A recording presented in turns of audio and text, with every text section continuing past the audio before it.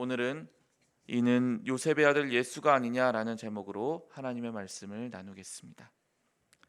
성경에는 예수님의 행적을 기록한 4개의 복음서가 있습니다. 여기에는 모두 예수님이라는 동일한 한 인물을 바라보면서 기록하고 있지만 그 각각의 저자가 서로 다르기 때문에 그 저자들의 특징이 반영되어서 그 내용이 모두 다 동일하지만은 않습니다.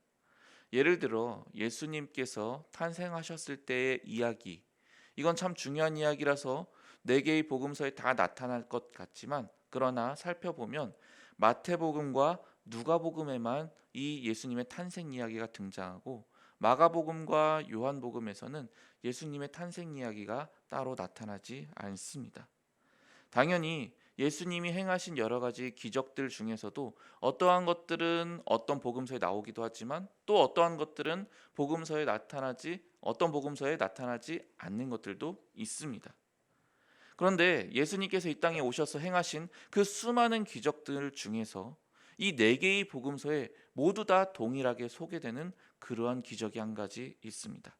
그것이 바로 오늘 본문의 배경이 되는 오병이어의 기적입니다. 생각해 보면 인간에게 있어서 가장 중요한 문제는 결국 먹고 사는 문제 같습니다. 당시 그 사람들이 먹고 사는 것이 얼마나 힘든 일이었을까 생각해 보면 이 기적이 그들에게 주는 의미가 얼마나 컸을지도 짐작이 됩니다. 당시 지금처럼 먹을 것이 풍족한 시대가 아니었기 때문에 그들은 매일매일 먹고 사는 문제로 무척이나 힘겨웠을 것입니다. 그런 사람들에게 이 오병이어는 정말로 놀라운 전대미문의 기적이 아닐 수 없었습니다.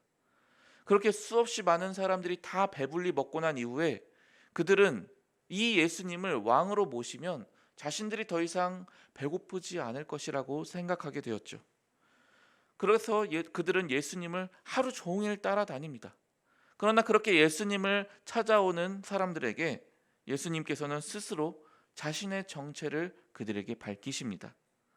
나는 너희들이 기대하는 것처럼 너희들의 육체적인 배고픔을 면하게 하기 위해서 온 존재가 아니라 너희에게 영원한 생명을 주기 위해 온 존재이다.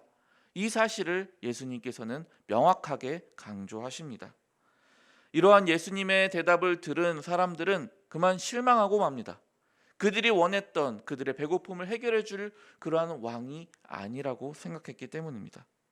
그런데 오늘 본문에 보면 그러한 그들을 가리켜서 유대인들이라고 말을 합니다. 사실 이 유대인들이라는 표현은 4개의 복음서 중에 요한복음에만 독특하게 드러나는 표현인데요. 이 표현이 특별히 요한복음에서 처음 드러나는 장면이 바로 오늘 본문입니다. 이 유대인들이라는 표현은 바로 예수님을 메시아로 믿지 않고 예수님을 반대하던 사람들을 지칭하는 표현입니다. 이후에 성경의 이야기를 쭉 살펴보면 결국 이 유대인들은 예수님을 믿지 못합니다. 그런데 여기서 우리가 한 가지 생각해 봐야 할 것이 있습니다. 우리는 사실 저나 여기 앉아 계신 여러분이나 다 이미 이 성경을 너무나 잘 압니다.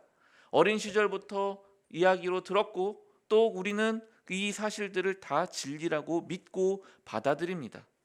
그러므로 우리는 오늘 본문에서 말하는 이 유대인들이 예수님을 도무지 믿지 못했다라는 이 사실을 어떻게 보면 이해하기가 어렵습니다. 이 사람들은 왜 자신들을 구원하기 위해 오신 메시아이신 예수님을 왜 믿지 못할 것일까?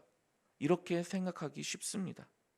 그런데 한편으로 그들의 입장에서 생각을 해보면 이것은 사실 전혀 다른 문제라는 것을 알게 됩니다. 그들 입장에서는 예수님이라는 존재는 그들이 그토록 기다려왔던 메시아일 리가 없었다는 것이지요. 한번 이렇게 생각을 해보시면 좋겠습니다. 저희 안산제일교회를 보면 아주 어린 시절부터 가족이 전체가 다 교회를 꾸준히 출석하는 그러한 가정이 참 많은 것 같습니다. 아마 여러분들 중에서도 지금 한번 여러 이제 나 말고 또 다른 믿는 가정들, 우리 구역 식구들 그런 가족들이 있으실 건데요. 그들 중에서 한 30세 정도 되는 청년을 이제 데리고 있는 그러한 가정을 한번 상상해 보셨으면 좋겠습니다. 여러분은 이 청년의 가정을 너무나 잘 압니다. 이 청년이 태어났을 때, 이 어린 청년이 어린 시절 갓난아기일 때 그 집의 권사님이 포대기에 이 아이를 싸고 등에 메고 와가지고 구역예배 드리던 그 기억이 지금도 여전히 생생합니다. 이제 크리스마스가 다가오면 크리스마스 때 성탄 발표한다고 그 어린 아이가 나와서 아장아장 나와서 여기서 무대에서 여러 가지 재롱을 피우고 또 하나님께 영광을 올려드리는 그러한 모습을 여러분들은 기억하실 겁니다. 교회에서 여러 가지 초등학교 모습, 또 중학교의 모습, 고등학교의 모습, 또 그렇게 자랄 때마다 볼 때마다 몰라보게 크는 그 아이의 모습도 여러분의 기억에는 지금도 생생합니다. 그런데 이 청년이 어느 날 청년부에 들어갑니다. 20살이 되었다고. 청년부에서 한참 활동하던 중 갑자기 어느 날 이 아이가 실은 나는 하나님이 보내신 메시아다라고 말을 하는 겁니다. 갑자기 그 청년이 와가지고 이미 이 아이의 어린 시절부터 다 알고 있는 우리 성도님들에게 교회 입구에서 서가지고 말하는 겁니다. 내가 바로 하나님께서 보내신 메시아입니다. 여러분들은 나를 믿으셔야 구원을 받을 수 있습니다. 그리고 우리가 늘 읽고 묵상하는 이 성경이 실은 자신의 이야기라고 말하기 시작합니다. 자신은 바로 우리들을 살리기 위해 온 생명의 떡이라고, 나를 믿어야 영원한 생명을 얻을 수 있다고 그렇게 말을 합니다. 자, 여러분, 만약에 여러분이 이처럼 어린 시절부터 자라오던 모습을 뻔히 알던 어느 교회 식구의 그 젊은 청년이 이렇게 여러분에게 이야기한다면 여러분은 과연 그 이야기를 고지곳대로 믿을 수 있겠습니까? 아니, 어느 누구도 절대로 그렇게 믿을 수 없을 겁니다. 오히려 우리가 생각할 때는 야, 저 애가 미쳤구나, 어쩌다 저렇게 미치게 됐지? 이런 생각이 들 게 뻔하고, 아니면 이 아이가 심한 정신적 문제가 발생했구나, 이렇게 생각할 것이지, 우리가 그 누구도 이 아이를 그래, 너가 하나님이 보내신 메시아였구나, 그래, 내가 이제 너 평생 너를 믿고 따를게, 이렇게 생각하고 따를 사람은 아무도 없을 것이라는 겁니다.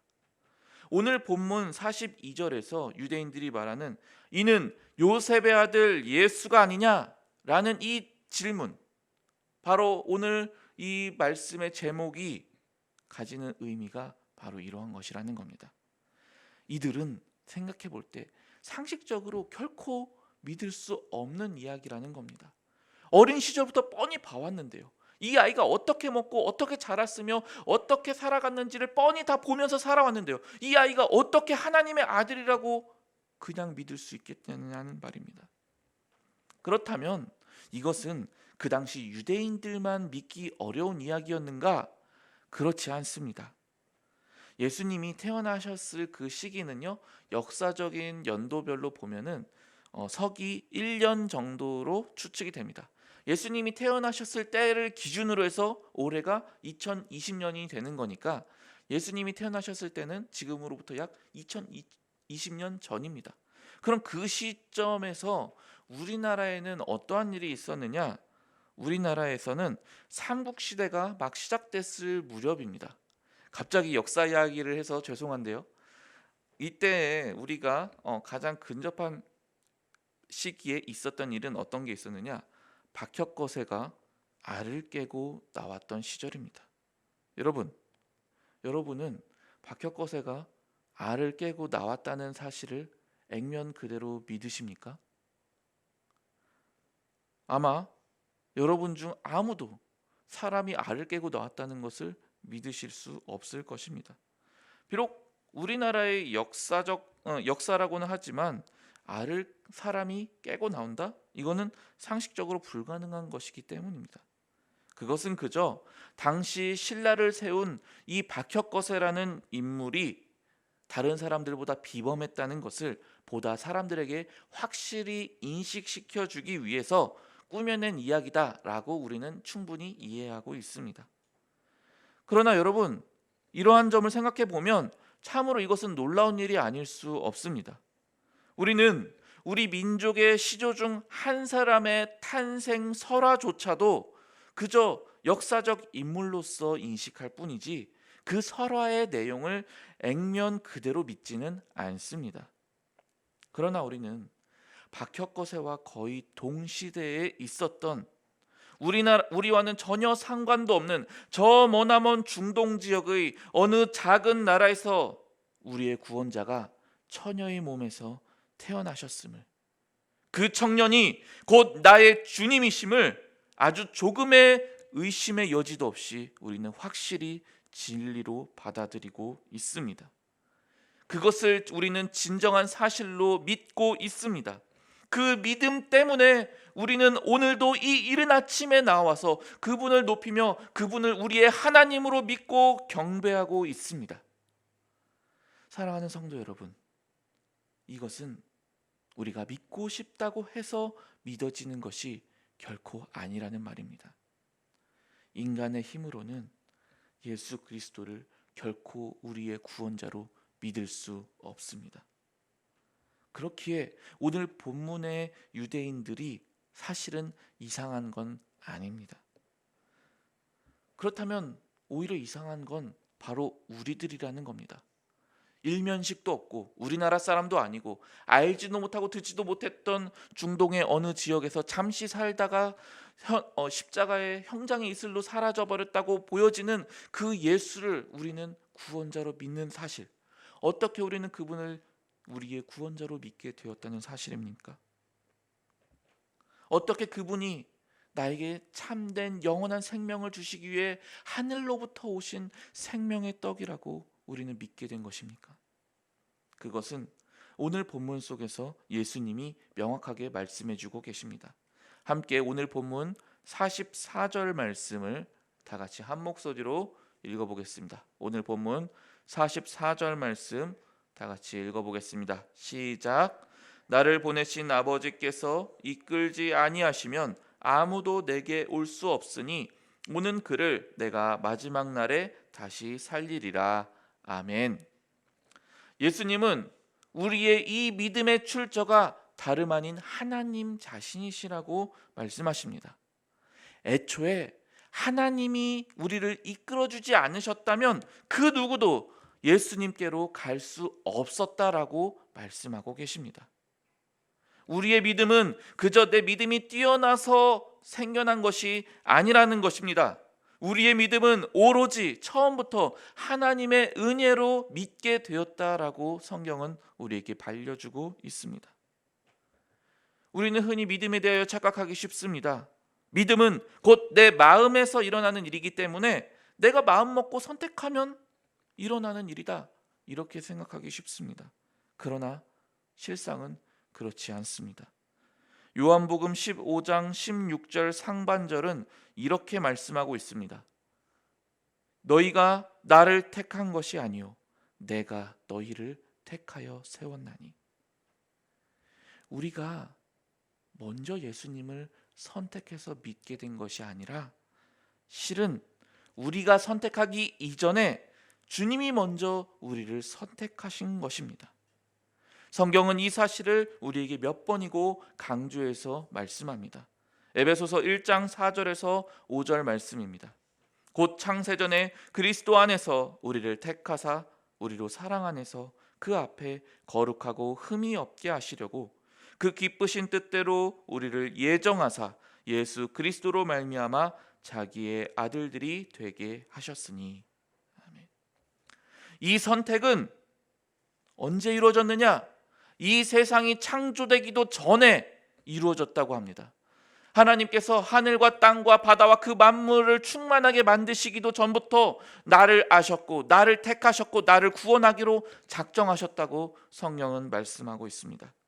즉 우리가 예수님께 어떤 믿을 만한 선한 일을 해서 얘 참 믿을 만하다, 그런 행동을 우리가 보여서 하나님이 우리를 선택하신 게 아니라는 뜻입니다. 그렇다면 반대로 예수님께서는 얘를 믿게 하면 얘가 나중에 믿음을 가진 이후에 장차 하나님의 나라를 위해서 귀하게 큰 일을 할 사람이구나. 그럼 얘 선택해야지. 그렇게 우리의 가능성을 보고 선택하신 것입니까? 그런 것도 아닙니다. 저를 비롯한 수많은 그리스도인들은 오늘도 믿음 이후에도 여전히 넘어지고 쓰러지고 있기 때문입니다.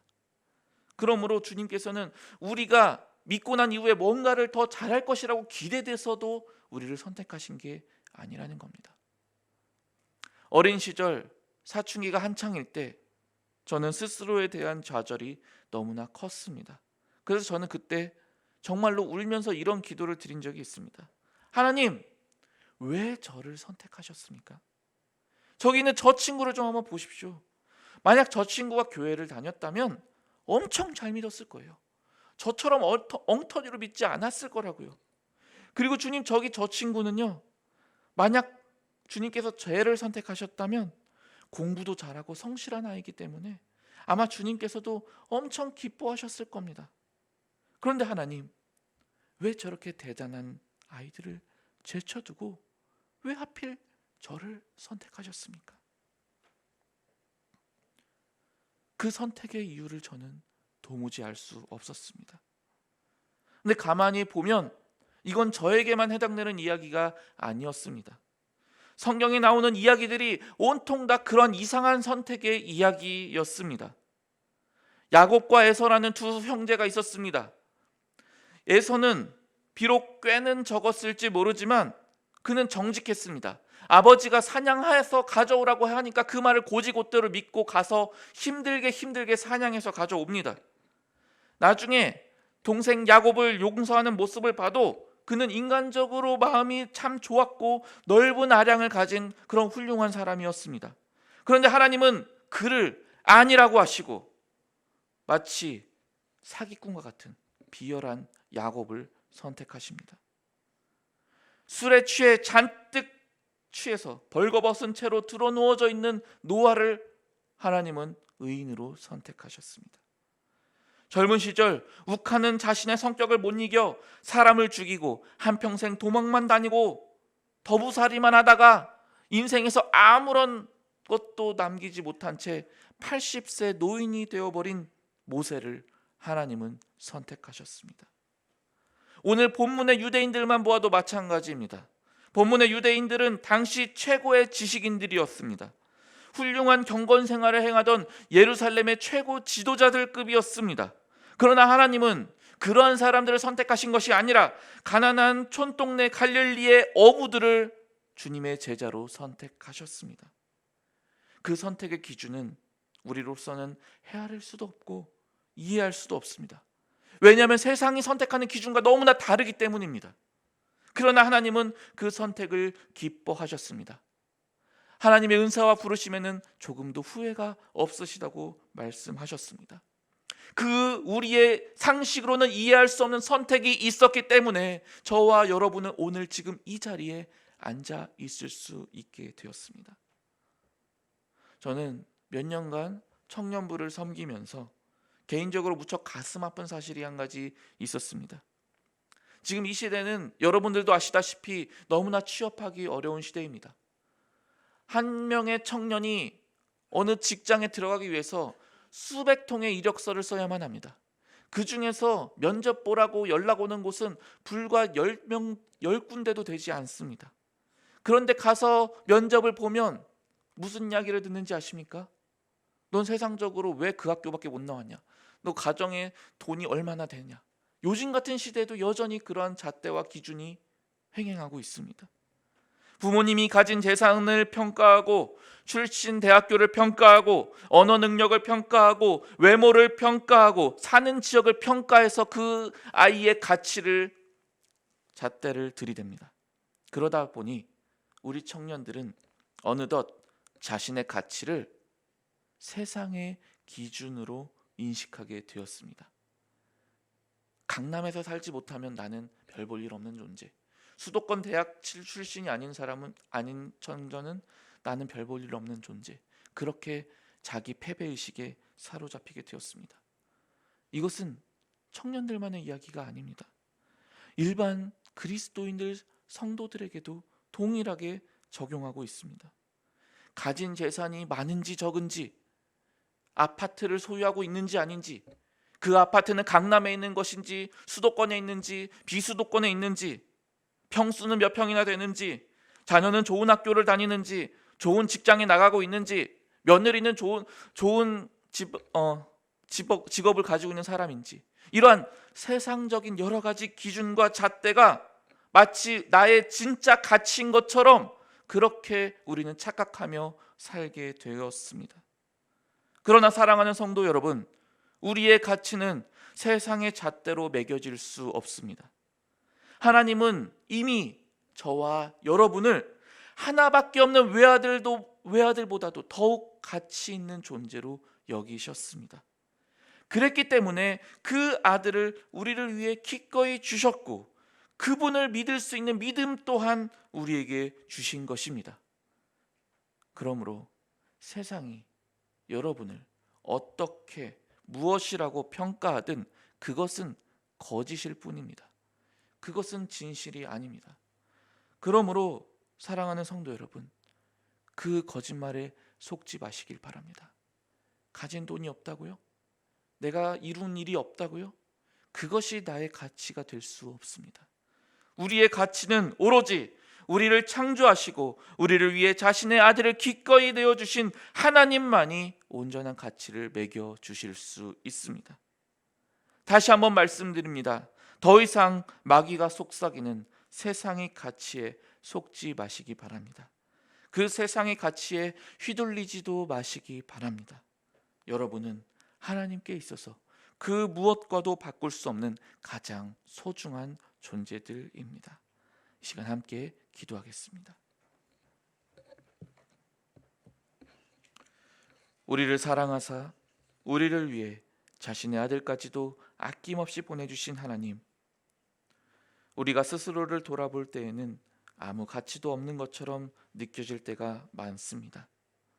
세상이 말하는 돈이나 명예나 힘이 우리에게 없다는 이유로 인해 자존심이 상하고 마음이 아플 때도 많습니다. 그러나 하나님, 우리의 가치는 결코 세상의 기준으로 매겨질 수 없음을 이 시간 고백합니다. 오직 우리의 가치는 우리를 사랑하사 우리를 위해 자신의 아들까지도 기꺼이 내어주신 하나님만이 온전히 판단하심을 믿습니다. 그것을 온전히 믿는 믿음으로 이 세상을 살아가게 하여 주시옵소서. 그리하여 마귀가 속삭이는 세상의 기준과 잣대에 흔들리지 않는 참된 믿음을 소유한 사람으로 살아가게 도와주시옵소서. 우리를 사랑하사 우리를 구원하시고 그것을 믿을 수 있는 믿음까지도 우리에게 허락하여 주신 우리 구주 예수 그리스도의 이름으로 기도드립니다. 아멘.